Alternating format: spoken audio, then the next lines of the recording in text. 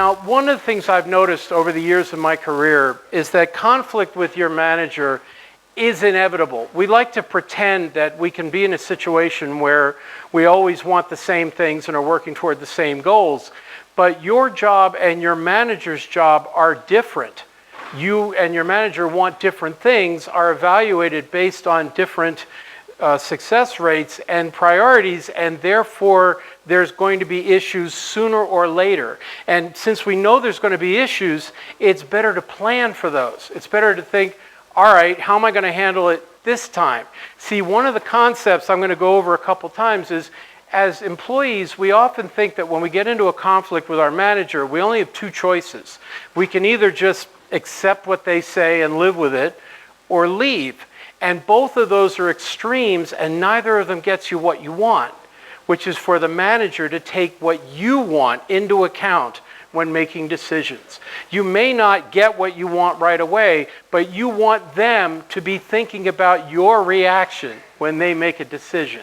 And by the way, you do not accomplish this by just doing what they tell you every single time. I couldn't do that anyway. I'm a high maintenance employee, as they say. So the first question comes up is, well, what do you want? Now, that's an old question that's been around forever. A lot of people have looked at the so-called Maslow's hierarchy of needs. This is one of the foundational things in psychology. The basic idea is you have a pyramid where the bottom layers have to be satisfied before you can address higher layers.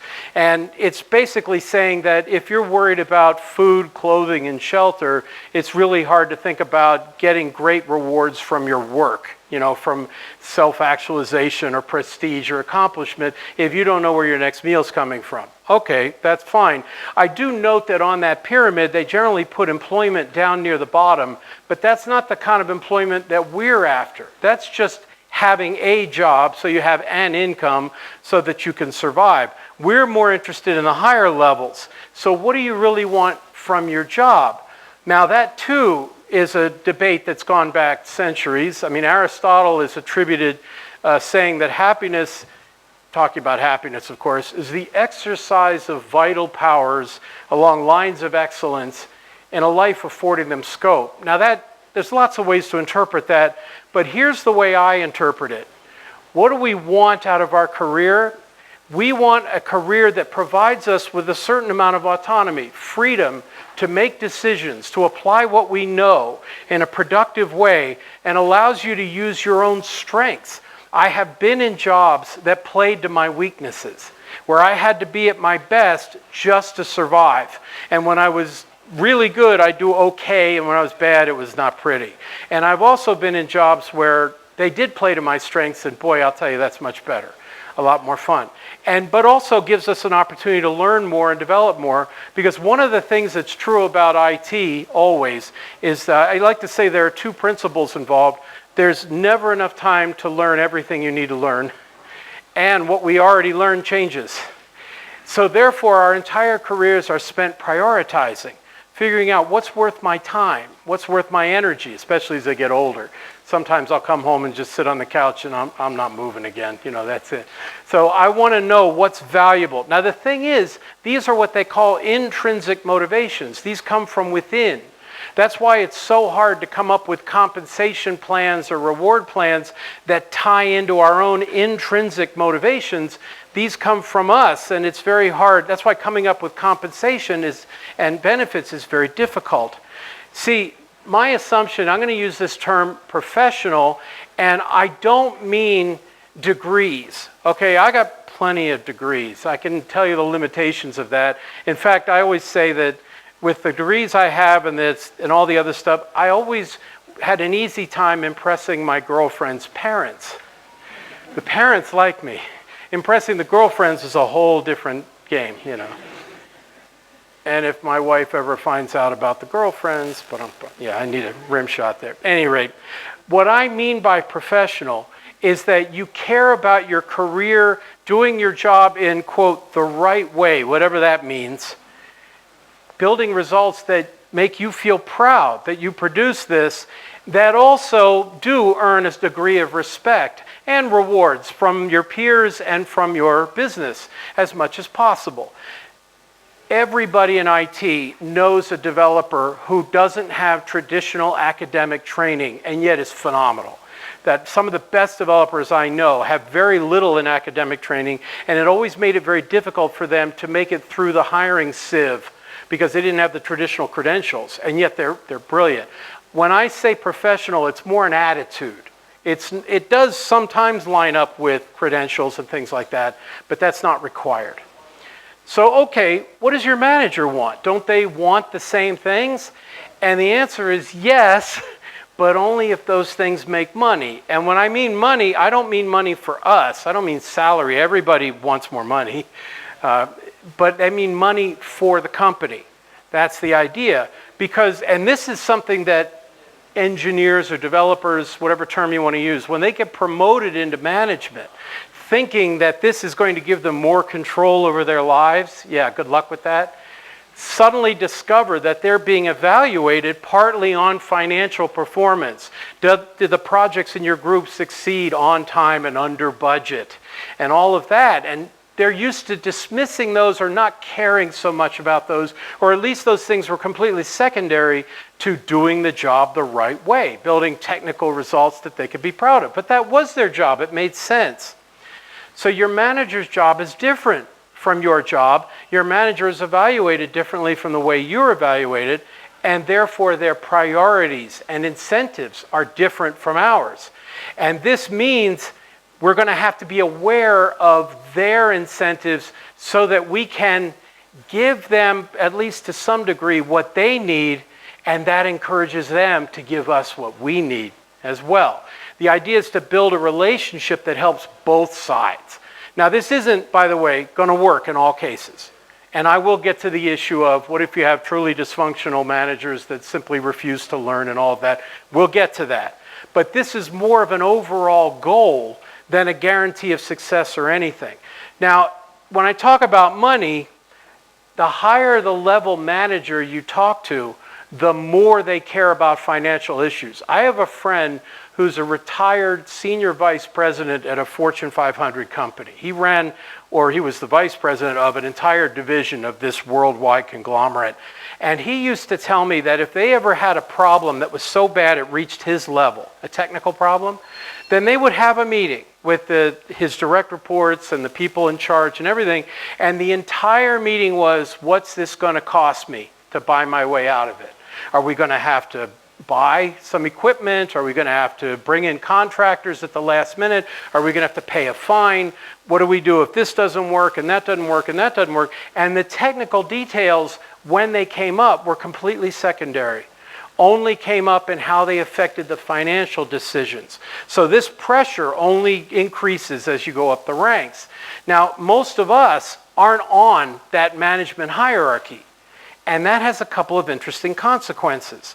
I like to draw it this way. Here's my little Venn diagram. That you have an agenda for your life, your career, your job, what you want to actually do. And your manager also has an agenda for their job, their career, their life in general. And we try to operate in the overlap. I mean, there's going to be an overlap, or why are we working together at all? In fact, if there's no overlap, then it's time to think about moving on. I mean, it's time to go, uh-oh, something's seriously wrong. But it's rare that there's no overlap. But it's also rare that it's a complete overlap. It's not two circles over top of each other. These other things where something that you want to do, it's in your agenda and not in your manager's comes up, and vice versa. And one of the keys is to see that as a natural consequence of the priorities and incentives and not necessarily anything personal. If it is personal, we'll get back to that. But most of the time, conflict is going to arise simply because our incentives are different. Let me give you a simple example that I'm going to pretend never occurred in my career. Okay, never happened to me.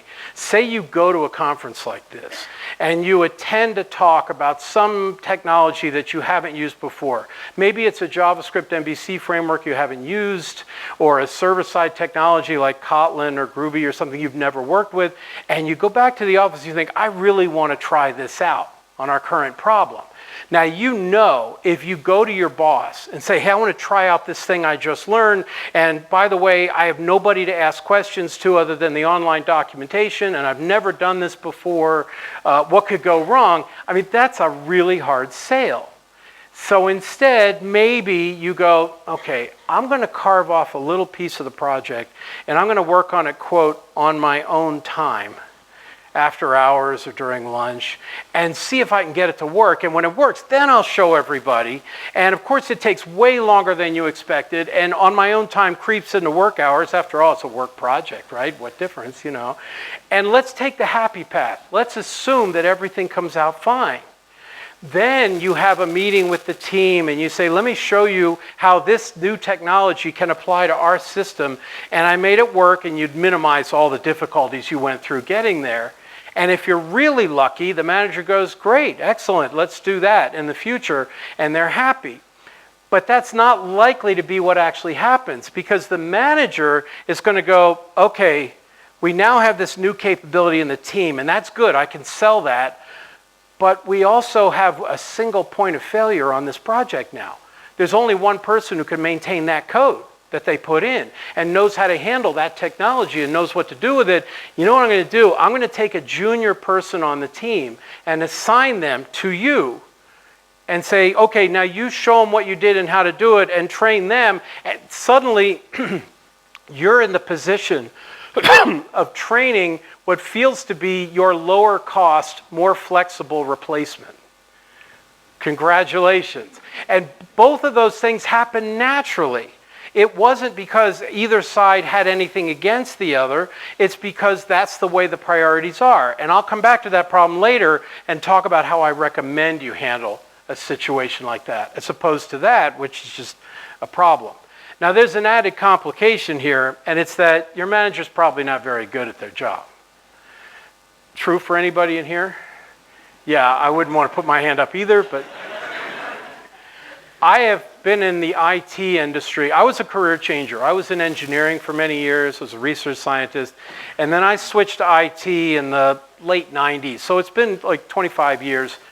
During that 25 years, I think I've had 2 really good managers, and 2, 3, 5 really bad managers, and a bunch of people in between who are mediocre, you know? There's a reason your manager is probably not very good at their job, and it's kind of what I was alluding to earlier. Since we're technical, we're not on the management hierarchy, which means that when we encounter the management hierarchy, we're probably dealing with the lowest rung of management, the person who is the least experienced at their job, and therefore also likely to be the least proficient at their job. It's not their fault, it's just that's who's dealing with the engineers at this level. If they were good at their job, they would move up. I mean, good managers are always looking for the next opportunity. The only way to make it to the C-level suite, as they say, is to learn more and more about different areas of the company and get more and more responsibility. And these things require them to jump around a lot, either in the company, if there is opportunity in the company, or outside. And therefore, the ones we're dealing with primarily are the rookies.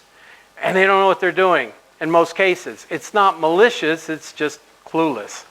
Now, there's another problem, and if you've been in the industry and then been in the business world at all, you know, you always have to act more confident than you feel.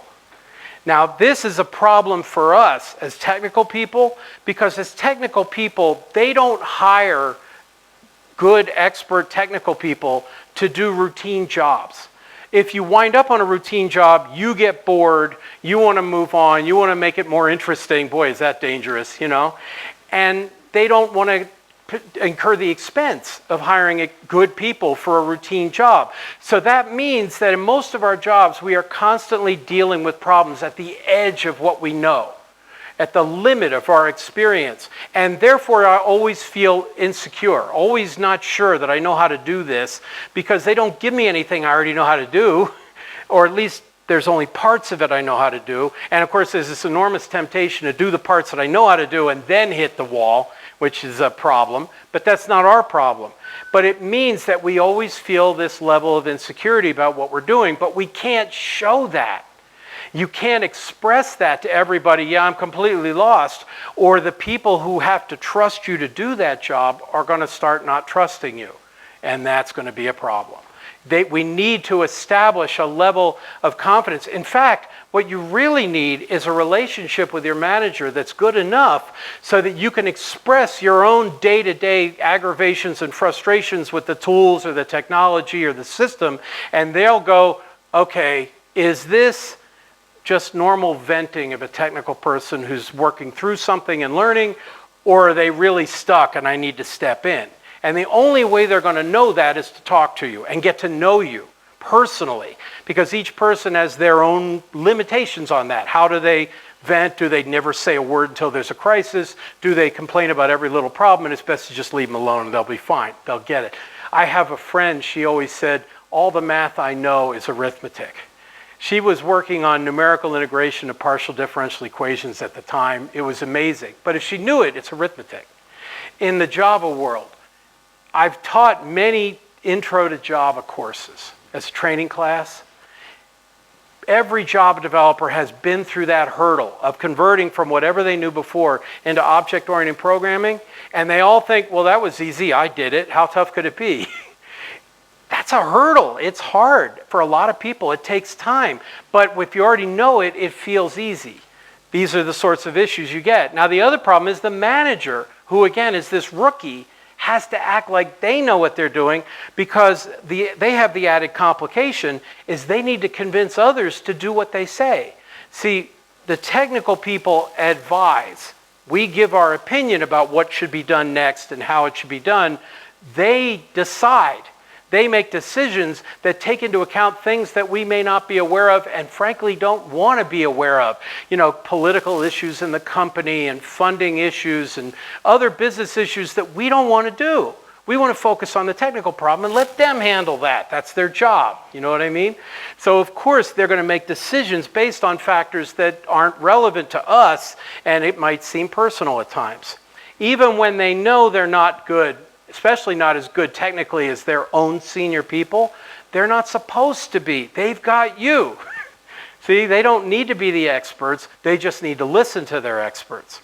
They also know they're not that great. Now, there's the classic Dunning-Kruger effect where people think they know a little bit and therefore think they know a ton.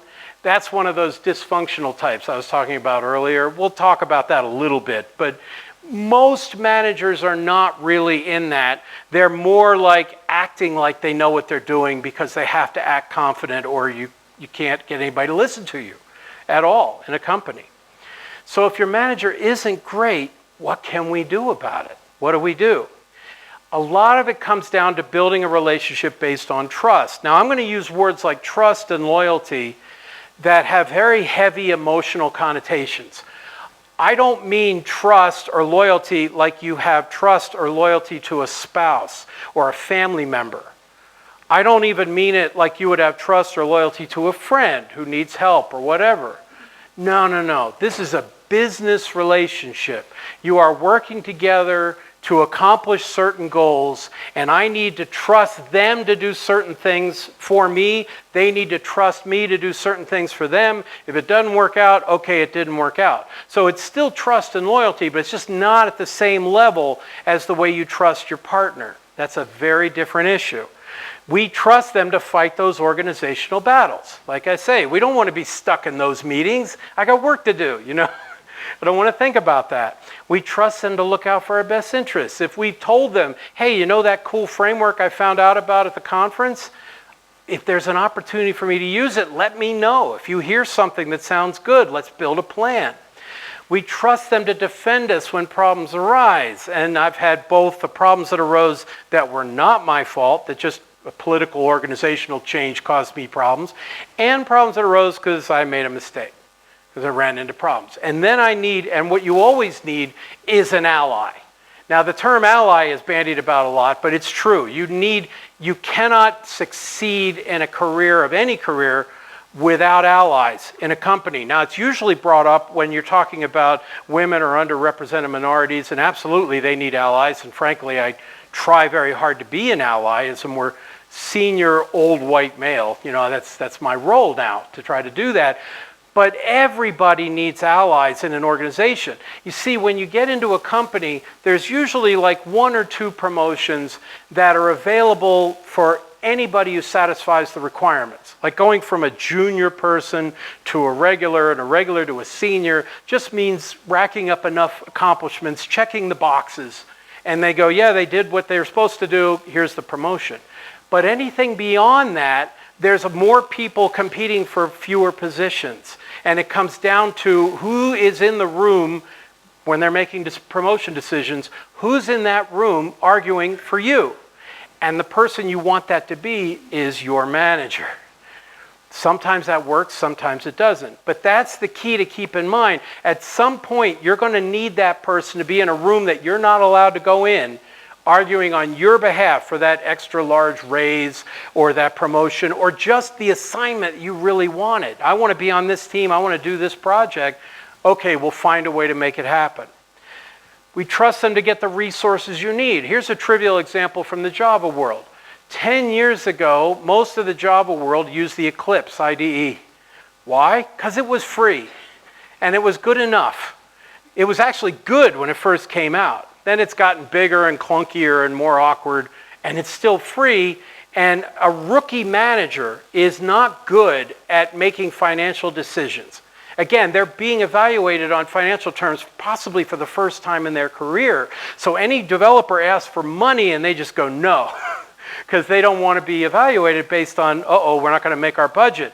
A more experienced manager can make a trade-off between how much is this and is it going to be worth it? And you notice nowadays there's been this enormous shift in the marketplace to IntelliJ IDEA, which is a commercial product and therefore requires a license. Now, not everywhere and not all anything, but that's the sort of thing you need a manager to understand so that they can get you the license for the more commercial tool if it's going to make you more productive at your job. And then you have to discuss it, see how it will or not. Heck, just being able to get permission to go to a conference, the company to pay for your ticket, unless you're paying for it yourself, and then there was a value judgment as well. We trust them to support them in our career. Now, what do they trust us to do, or what do they want out of us? Now, the obvious one is this one. They trust us to do your job to the best of your ability. That means tell them when problems arise, especially early enough to replan. Like Venkat was talking about in the keynote, you've got to be able to revisit the planning process and adjust as things come up. It's very important for that. Now, here's another thing that took me forever to learn. When a boss gave me a task, most of the time they knew I didn't know how to do it. They really didn't expect me to have no problems doing it. But they didn't sound like that, and of course I didn't feel like that, and it took me a long time to realize this is a negotiation. This is a starting point. This is a goal. We have to find ways to work toward it over time. But here's the part that IT people are really bad at. Managers trust us to back them up, at least publicly. This doesn't mean you never argue with your manager. There are ways to do that doesn't threaten the loyalty relationship. But they don't want that argument to be in public. They want you to back them up when it comes to anyone else, and that anyone else includes the manager's boss, interestingly enough. Very important stuff. I'll come back to that. I put all that under the category of loyalty, or more properly, constructive loyalty. Something that is an active, ongoing relationship that gets modified over time, and that you, by the way, are constantly reevaluating. Is this relationship salvageable? Is this productive? Is it worth saving? Or is it time to think about moving on? The thing is that again, moving on and just taking what they tell you are extremes, and neither of them get you what you want. Who's to say the same situation won't come up in the next job? There's a middle way. There's a way that some things you can try while you're deciding whether it's worth staying or not. We support them, at least publicly, and they look out for us. Believe me, if you are the sort of person who backs up your manager in public, even on decisions you don't necessarily agree with, that's worth diamonds to most managers, and they will go to great lengths to make you happy, keep you around, and keep you productive, and therefore try to keep you happy because they need that. And as IT people, the reputation is herding cats, right? That you can never get them to do what you want. If we're not one of those people, it really matters, as long as you still have the ability to push back against things you don't like. You can't just, as I say, you do not accomplish this by doing everything they tell you, because then what incentive do they have to care about what you want? Even though the problem is also, that's probably what the organization would tell you to do. I mean, after all, the manager's priorities involve money. The organization cares exclusively about money, and therefore they're going to back up your boss. So going to an outside resource or going to HR or whatever, I mean, if you've ever been to HR, it's a harsh lesson to learn that HR is not there for you. HR is there to make the company, to keep the company out of trouble. Make sure they satisfy legal requirements, they don't get in trouble, and if there's a conflict internally, it's to make sure it never hits the press, there's no bad publicity, and just make it go away. And if that's on the back of you, well, that's going to happen. It's a problem. Most people, again, feel that if they get into a conflict with their boss, their only two choices are to swallow their pride and go along, and that makes you feel awful. It makes me feel awful anyway. Or you can leave, and neither of them. Now let's get into an alternative, but it's a long-term solution that may not work. But it's better than doing nothing or leaving right away. You know, you at least feel that you tried, and that's validating right there. That makes you feel better that you did something that might help. You stood up for yourself, if nothing else. Now, I'm going to get to the actual details, but I want to frame this as there's two messages that you want your actions to communicate to your manager on a regular basis.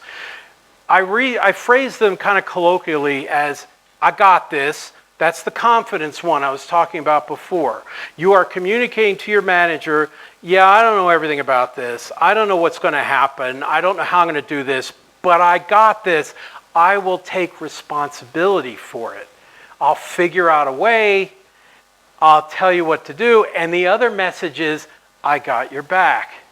Don't worry publicly, I'll back you up. Even when the boss's boss comes and talks to you about a project that was a disaster, you don't throw your boss under the bus, as they say, okay?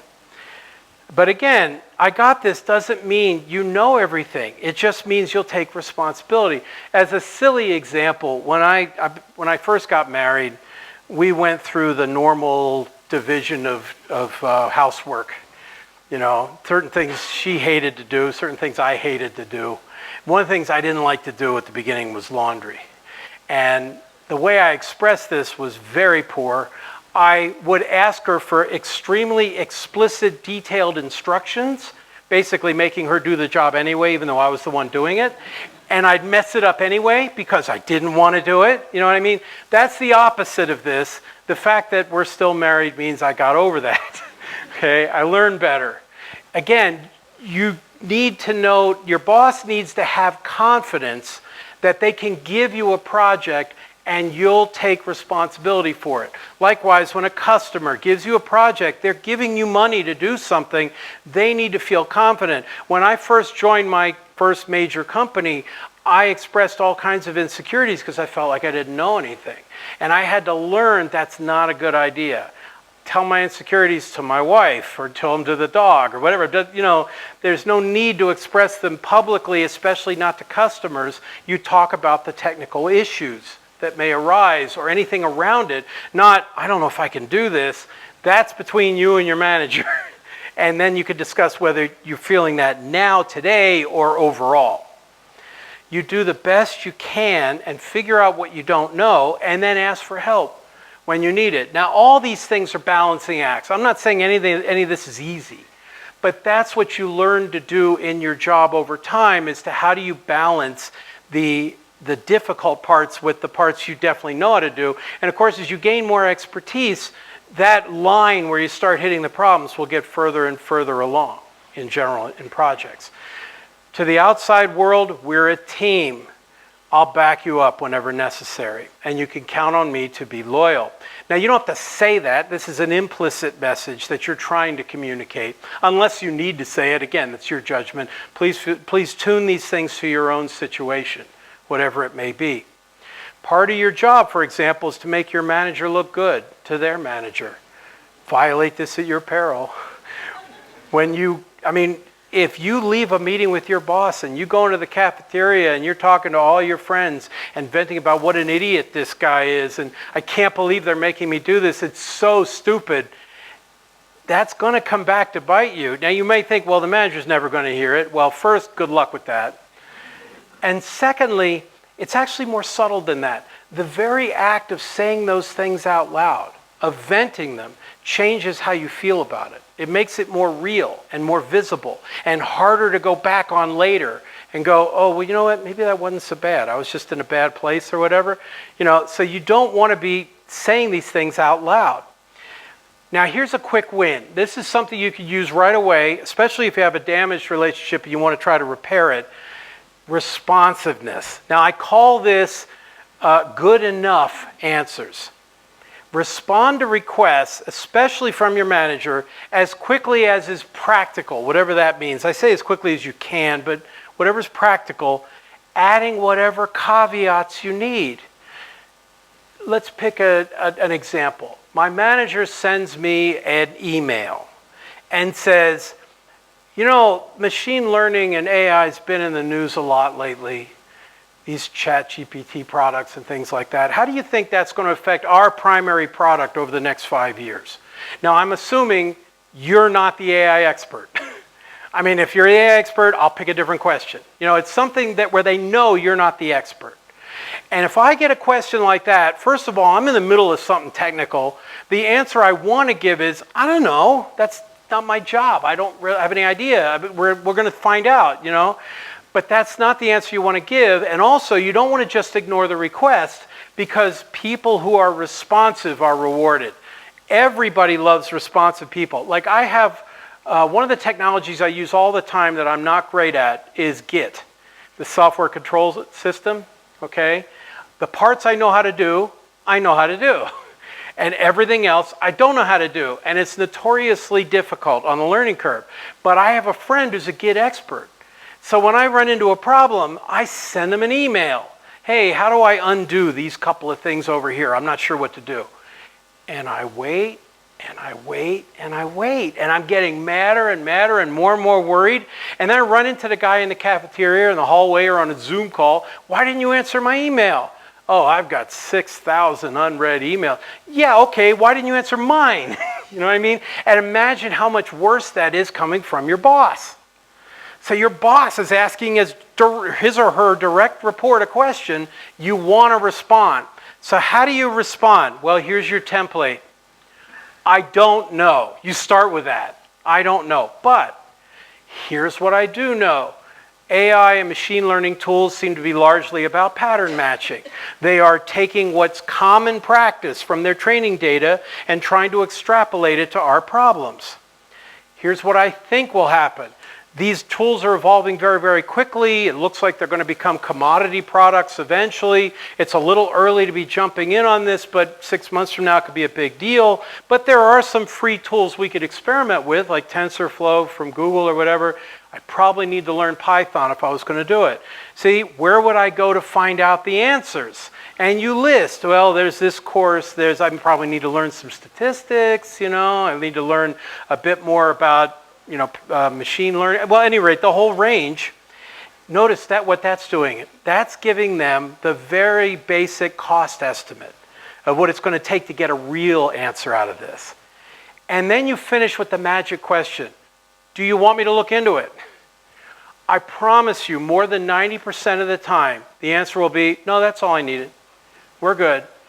I can come up with an answer like that in one Pomodoro, right? 20 to 25 minutes on almost anything tangentially relevant to my job. I mean, it has to be at least somewhat relevant to my job, but I can do a few Google searches. I can collect some information I know. I can put an answer together on almost anything in that amount of time, as long as it doesn't have to be right, it doesn't have to be complete, it's just enough. And usually that's enough. And you responded. And they love it when you respond. I mean, why did they ask that question? Maybe they were in a meeting and another manager brought it up. They thought, wow, I wonder what my people know about that. Or maybe a vendor approached them trying to sell them a product and they're like, geez, I don't know, how are we going to evaluate this? Do we need this or whatever? Or maybe they're thinking of moving into that area and want to do a survey of their own employees, or they read a blog post or an article. It could be anything. They're not asking you for the answer, they're asking you for an answer that they can then follow up on. Because if you say, do you want me to look into it? And their answer is yes, then you send back, okay, I've got all these other projects going on right now. How do we make a plan to go into that? How are we going to balance this with the existing work? It's a relationship, not an absolute right answer. The thing I've noticed about my Indian developer friends is that your educational system is very compatible, if you will, with the kind of educational system I grew up in. Huge emphasis on right answers and giving the teacher the answer that they're expecting and showing that you gave it the way they want to hear it and the steps that they wanted you to follow and all of that. The problem with that is that trains us that we always have to be exactly right, because anything wrong is penalized. You know what I mean? Any loss from that. And we're the, quote, success stories of the academic environment because we're here, In a job, in school, when a teacher asks you a question, they already know the answer. They're trying to find out if you know the answer and how you get it. In the job, when your manager asks you a question, or anybody asks you a question, it's because they're stuck and they don't know what to do. Any answer that gets them unstuck is appreciated. If my friend who knows Git sent me back an email, oh, you probably want to use this technique and here's a link to the manual, go look into it. I'm not stuck anymore and I'm happy. See, huge difference. A good answer today is way, way better than a great answer next week. This is very hard for us to believe. We're all perfectionists. We all want to be right. Partly because that's why we're in this field, partly because, hey, in software, one wrong line throws off everything, partly just we grew up this way. But this works. And it gets so many questions off your plate, and it makes you look responsive. And every manager loves responsiveness. I got your back again. That whole thing is we're a team. Now, how do you train your manager to start taking what you want into account? Now, I'm going to go into one of the classic problems in the mathematical theory of games, game theory, as they call it. And this is a problem that you've no doubt heard in many contexts. The first place I encountered it was in a classic text in the field called The Evolution of Cooperation by Robert Axelrod. This is a book that came out in the 80s. It's been through 9 printings or more. It's an absolute classic. And the problem, and you don't need the book, all you need is the Wikipedia page, is the prisoner's dilemma, which you've no doubt heard about in many contexts.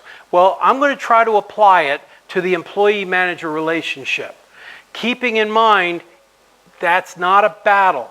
If it's a battle, you lose. Even if you win, you lose. Okay, that's not going to work. So let's talk very briefly about the prisoner's dilemma. The link there takes you to the Wikipedia page. The idea is 2 prisoners are captured for the same crime and interrogated separately. They cannot communicate with each other. Prisoner A and prisoner B. And they have their choice. If both stay silent, if they cooperate with each other, they each serve a year. If one cooperates and the other defects, they betray the other one, then the one who cooperated or stays silent gets 3 years, and the one who defects goes free. And that's symmetrical, of course. And if they both defect, they tell on each other, they each serve 2 years. Now here's the thing. If you're only going to play this game once, then it's easy. I can walk you through a solution immediately. Say I'm prisoner A, and I'm trying to decide what to do. Well, if B stays silent, I can either serve 1 year or go free, and going free is better. So defect in that case. If they betray me, I either serve 3 years or 2, and 2 is less. So again, defect. In both cases, defecting is the strategy. Therefore, I'm going to defect. I'm done. That's the end of the game. And of course, the other prisoner is going to make the same calculation. But that's if you only play once. The trick is to do the iterated prisoner's dilemma. Do it over and over and over again. What I just described, by the way, is what they call a Nash equilibrium. If you ever saw the Beautiful Mind movie or whatever, that's a Nash equilibrium. You're maximizing what to do based on everything, all the other possibilities. And this is a case where it's right in both cases. But if you're going to do it over and over again, the situation changes. Because if you defect this time, the other person's going to know you defected. What happens the next time? So Axelrod set up a computer tournament. He had people submit strategies for playing the iterated prisoner's dilemma over and over and over again, and he had them play a round robin of all these programs a few thousand or tens of thousands of times. Again, this is the 80s, it's a long time ago, okay? And here was the result. The tournament was won by a program called, believe it or not, tit for tat. Sometimes people call this the echo strategy. It was expressed in 4 lines of basic, okay? Cooperate on the first move. All the successful strategies started with cooperation. And then just echo what the opponent did on the previous move. If they defected, you defect. If they cooperated, you cooperate. If they defect and then cooperate, you defect and then go back to cooperation. And this strategy won, going away. So then he released the code to everybody and said, we're going to do this again in about 6 months. And I'm going to get submissions from the sociology department and the psychology department and statistics and math, all these other people around the university, and tit for tat won again. Now this problem has been studied ever since, and even though there have been some refinements and some newer strategies, this is still the most successful strategy in the vast majority of cases, unless there's some subtle, borderline cheating ways of communicating between the two opponents. So what do we do with this? The lesson here is that cooperation, because cooperation always gets more points than defecting, can emerge naturally, even in highly hostile situations, as long as both sides remember you're going to do this again and again and again, so that anything you do now will have a consequence next time. That's why, quote, winning a battle with your boss loses, because you're in a battle with your boss, and good luck with that. The company's going to back up your boss. Tit for tat succeeds because it favors cooperation. It never defects first. It retaliates immediately. I always had a problem with this one. If my boss did something I didn't like, I don't like confrontation. Most people don't. Everybody has their own equilibrium of the amount of confrontation they're willing to accept. Mine's pretty low. I don't want to push back against my boss. But if you wait and you don't tell them right away, and 6 months from now you blow up, I can't believe you did this to me back then, they're not going to connect their actions with your reaction. You need to be able to push back, but you do it in a way that doesn't threaten the loyalty relationship. Hang on there for a sec. It also forgives immediately. You go back to work. See, here's the retaliation part's necessary, but it doesn't have to be symmetrical. The job's not symmetrical. You don't try to do to them what they did to you. That's not going to work. It can be very subtle. You voice your displeasure privately. You go in the room, you shut the door. Or you go on a private call with them and say, look, I didn't like this. This was bad. I was not happy about it. But the key is you're trying to deal with it when it's a problem and not a crisis. You're telling them how you feel without saying, if you don't fix this, I'm going to walk. No, that's a confrontation. You're going to lose that even if you win. See? You're not trying to get a concession, although you negotiate what would make it better. Maybe there's something that'll make it better. Maybe not. Most of the times there isn't. But you said your piece. At least you feel better because you stood up for yourself. You're not gaslighted into thinking it was nothing, that your concerns don't matter. Then you get back to work, because the lesson you're teaching your boss is it's okay for us to disagree privately. It doesn't threaten the overall relationship. Now you know what I really think. Now I'll get back to work. This is not a crisis. It's just an issue. If you want to play with this, by the way, there's a wonderful online simulator of the evolution of trust.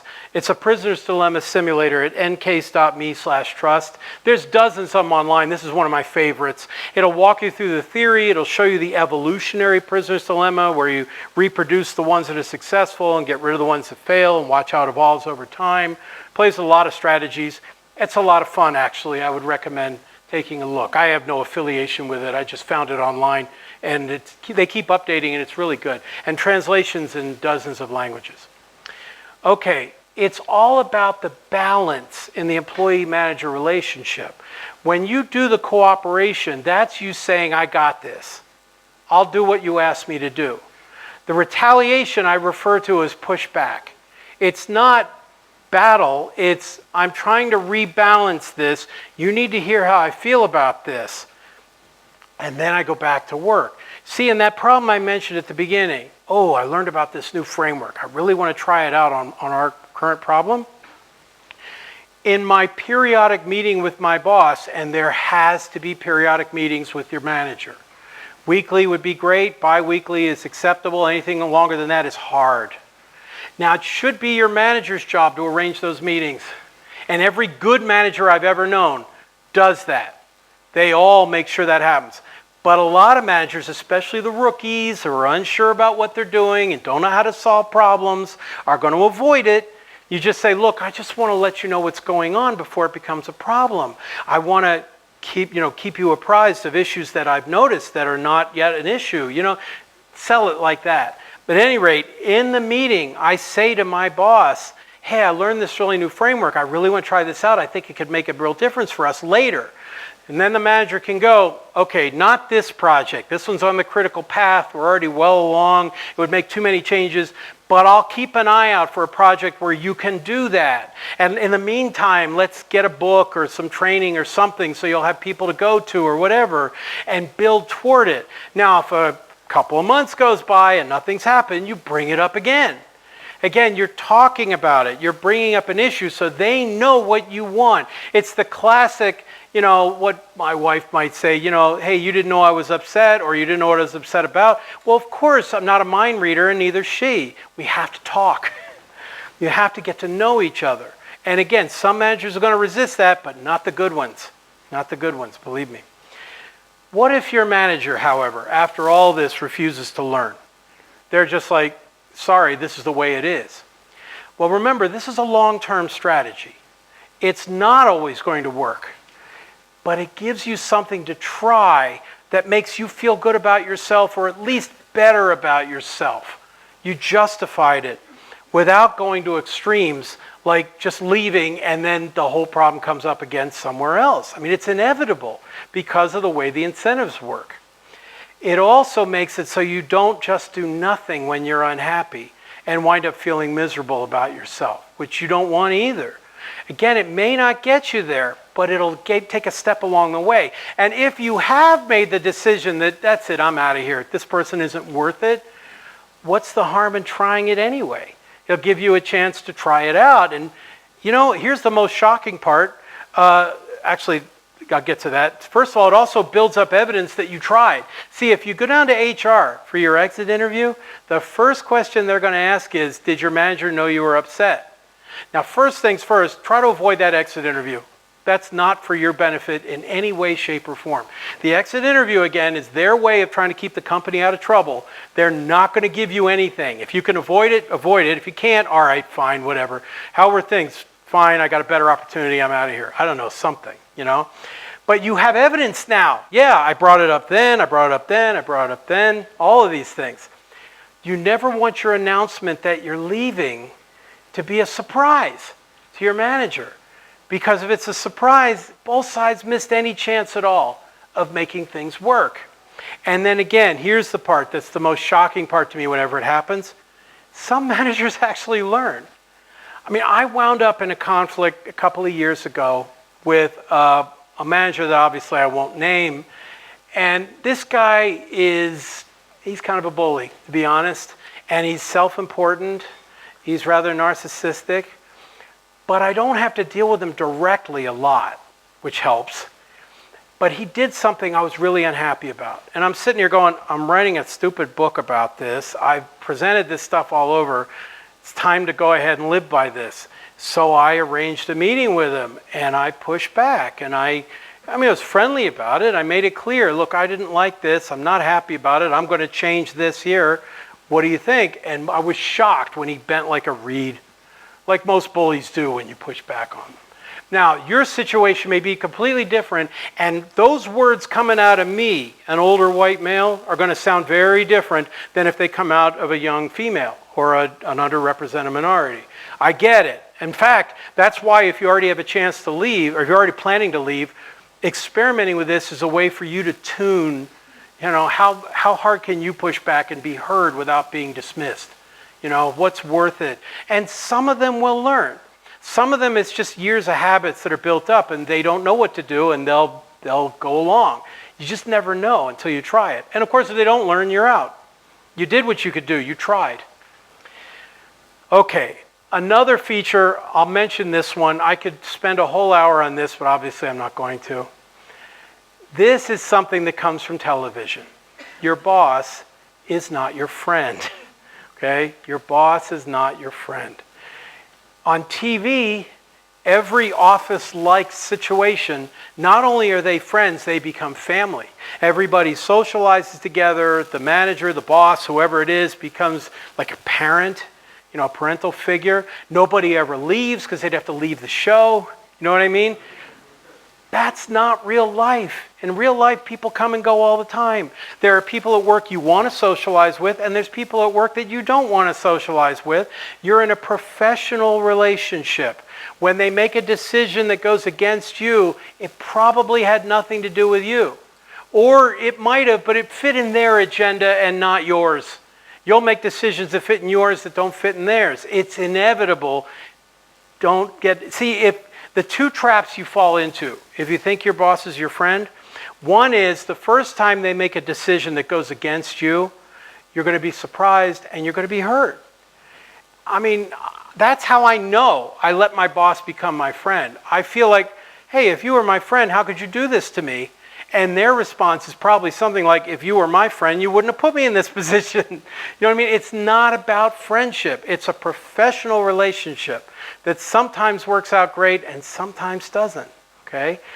The other trap that comes up if you think your boss is your friend is you'll tell them things you would only tell a friend. How was your weekend? Oh, geez, my wife's unhappy. I'm spending too much time working on work problems and I'm ignoring my family and it's getting to be a problem. And your boss was thinking, I was going to offer them this real opportunity here that could lead to a promotion, but that could cost them even more time from home. And you don't want them thinking about that. You don't want them to be aware of that at all. How was your weekend? Great. How was yours? I'm sorry, that's American. It was fine. How about you? Whatever. The point is, your boss is not your friend.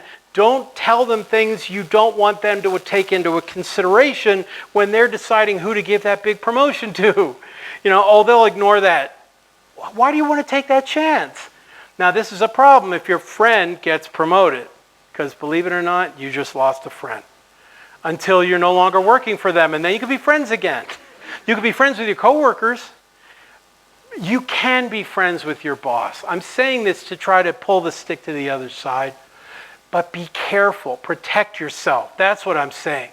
Be aware of it. I don't know about you. I need the emotional distance so that when my manager does things I don't like, I'm better able to realize it's not personal and react accordingly. That's all. That's what you're after. Of course, your boss is not your enemy either. I sure hope not. If your boss is your enemy, you got a real problem. But what most managers have to learn, and the rookies sometimes take a while to learn this, it is not in their best interest to see you fail. Replacing people, especially technical people, is difficult and expensive, and it always makes the manager look bad. I mean, that day you announce you're leaving, the boss is going to go to their boss's office, and their boss is going to say, what happened? How'd you let it get so bad? What are we going to do about all their undone tasks? Are we going to have to hire? Are we going to have to bring in contractors? You messed up. I mean, they won't say it in those terms, but or they might, but that's the attitude. And some managers need to learn that over time. It's always better to work for a more experienced manager. And if you do get a good one, by the way, enjoy it because it won't last. I mean, again, all good managers are looking for the next step, the next opportunity. If you get a good one, have a good time, enjoy it, but sooner or later you'll be working for some kid who, any rate, moving on. What do they say the average age at Google for many years was 27? Now that may seem old to you, but to me that's a kid. You know? But okay, there's good kids and there's not so good kids. Moving on. Okay, couple of special cases and then we're all set. The micromanager wants to do your job as well as theirs. Been there, huh? There's good news and there's bad news. The bad news is you can't fix it because you're not the problem. See, most of the time, it's a technical person who got promoted into management. Now they have to deal with all this mushy, political stuff they don't want to do. And here comes a problem they know how to do or they think they know how to do. And oh boy, I'm going to do that. And you're just in the way.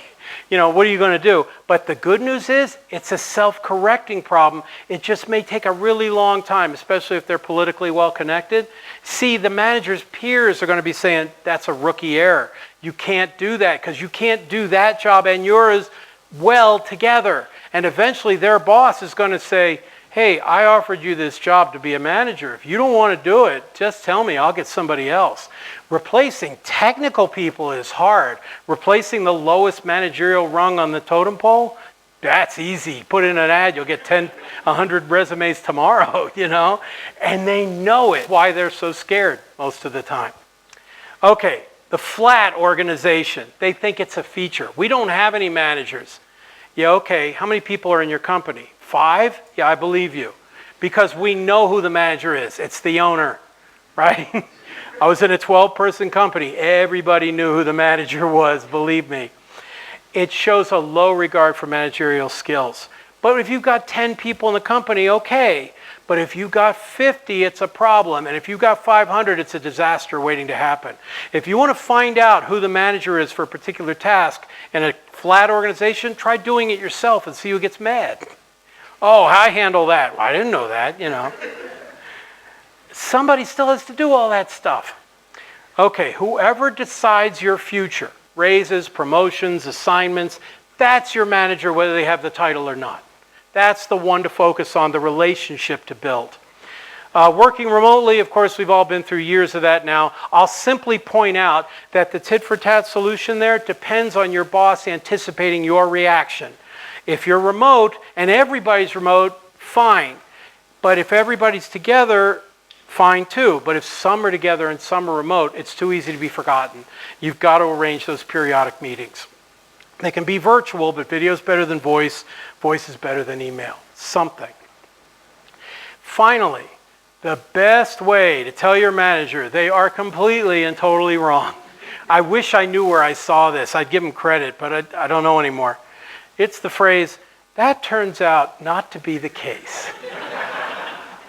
That turns out not to be the case. You could throw in, I can see why you might think that. Try not to roll your eyes. But that turns out not to be the case. It's beautiful. It says, I heard you, I understood you, I applied it to our problem, and it didn't quite fit. It's the most non-confrontational way I've ever heard of telling your boss they're an idiot. But that's the most stupidest thing you ever heard. You should sell your house and everything you own and put a down payment on a clue. No, that's not as diplomatic. That turns out not to be the case. So, try to avoid making your manager look bad. I didn't talk about the chain of command. I talk about that in the book. Try not to avoid that. Don't trash your manager on social media. Now, you know this, but today's kids are growing up with their whole lives on social media. They're going to need to learn what not to say. Like I used to tell my son, maturity is the jokes you think of that you know are funny that you don't tell because somebody will be hurt. Same idea here. Don't trash your manager inside the organization. Try to respond right away. Responsiveness is always favored. Share credit publicly. Negotiate privately. The type stuff we'll skip.